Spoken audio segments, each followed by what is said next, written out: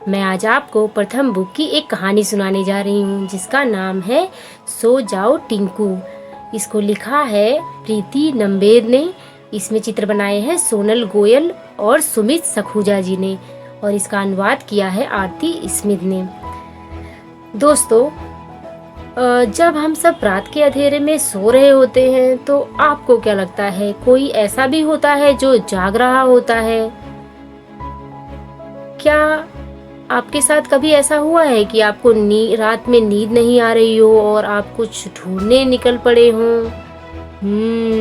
तो ये कहानी भी एक टिंकू की है। एक टिंकू जिसे रात के अंधेरे में नींद नहीं आ रही होती है और वो निकल पड़ता है कुछ ढूंढने। तो देखते हैं वे क्या ढूंढने निकलता है और क्या उसे मिल भी पाता है।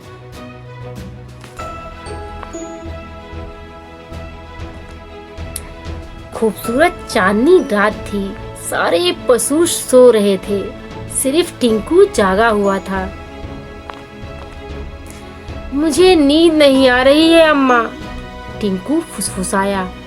लेकिन अम्मा ने उसकी बात सुनी ही नहीं। वे गहरी नींद में थी। वह दाएं मुड़ा फिर बाएं मुड़ा।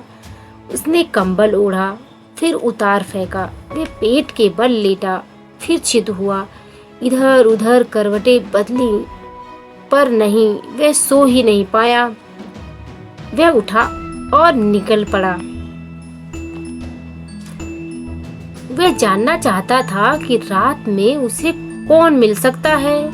आपको क्या लगता है, रात के अंधेरे में कौन मिल सकता है? ऊपर आसमान में टिंकू ने चांद देखा।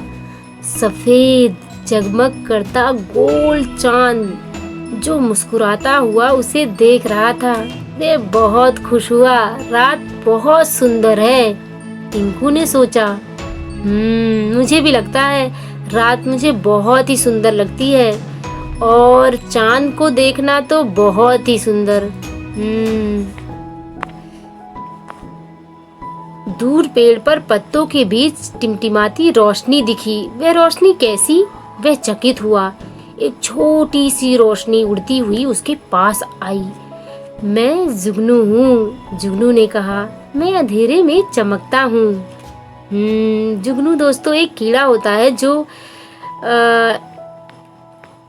सितारे की तरह होता है और वो रात के अंधेरे में चमकता है। क्या तुम मेरे दोस्त बनोगे? टिंकू ने पूछा। हाँ बनूंगा, जुगनू बोला। एक पंछी उड़ता हुआ आया, पेड़ की शाख पर उल्टा लटक गया। तुम कौन हो भाई? टिंकू ने पूछा। मैं चमगादड़ हूँ, उसने कहा। मैं रात के अंधेरे में देख सकता हूँ। क्या तुम मेरे दोस्त बनोगे? टिंकू ने पूछा। हाँ बनूंगा, चमगादड़ बोला। पीछे झाड़ियों में कुछ सरसराहट हुई। कोई छिप रहा था। रुको रुको, तुम कौन हो? टिंकू ने पूछा। मैं एक लोमड़ी हूँ, लोमड़ी ने कहा। मैं रात को टहलने निकलती हूँ। क्या तुम मेरी दोस्त बनोगी? टिंकू ने पूछा। हाँ बनूंगी, लोमड़ी बोली। एक पेड़ से दो चमकती आंखें उसे घूर रही थी। ये कौन है?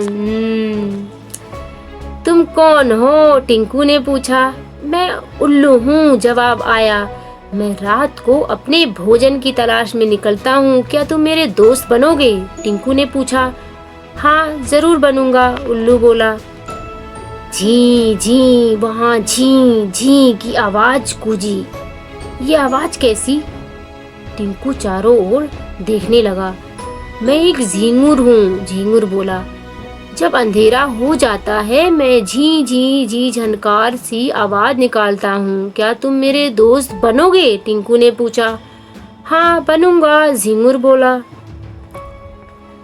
टिंकू और उसके दोस्त हंसे और उछले कूदे। वे इधर से उधर लुढ़के तब तक कि टिंकू को उबासी आने लगी। वो बहुत थक गया था। मुझे नींद आ रही है, अब घर जाना है, टिंकू बोला। वह घर लौटते समय बहुत खुश था कि उसने आज बहुत से नए दोस्त बनाए थे। दोस्तों आपको कैसा लगता है नए दोस्त बनाकर? वह अपनी अम्मा से कसकर लिपट गया। उसने फुसफुसाते हुए कहा, रात अकेली नहीं होती है अम्मा, रात में बहुत से अद्भुत जीव मिलते हैं। दोस्तों, आपको क्या लगता है, रात अकेली होती है? ये कहानी पढ़ने के बाद तो मुझे बिल्कुल भी नहीं लग रहा है। हाँ, अम्मा बोली, तुम्हारे रात के दोस्त रात को ही अपना काम करते हैं, वे रात को ही खाते हैं और खेलते हैं, वे दिन में आराम करते हैं। तुम अब सो जाओ, नींद तुम्हें ताकत देगी ताकि कल तुम अपने दिन के दोस्तों के साथ खेल सको। और सो जाओ मेरे प्यारे बच्चे। तो दोस्तों, आपको क्या लगता है, नींद सही में हमें ताकत देती है?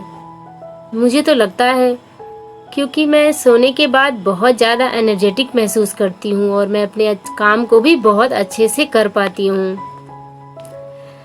चमकीली गोल गोल चाँद पूरी रात चमकता रहा। उसकी शीतल चांदनी चारों ओर बिखरी थी और खर खर खर्राटे लेता सोया टिंकू। दोस्तों, तो कैसी लगी आपको ये कहानी? और आपको क्या लगता है, रात के अंधेरे में और कौन कौन से जानवर होते हैं जो जाग रहे होते हैं? क्या आप कुछ जानवरों के नाम पता लगा सकते हैं? आपको मेरी कहानी सुनने के लिए बहुत बहुत धन्यवाद।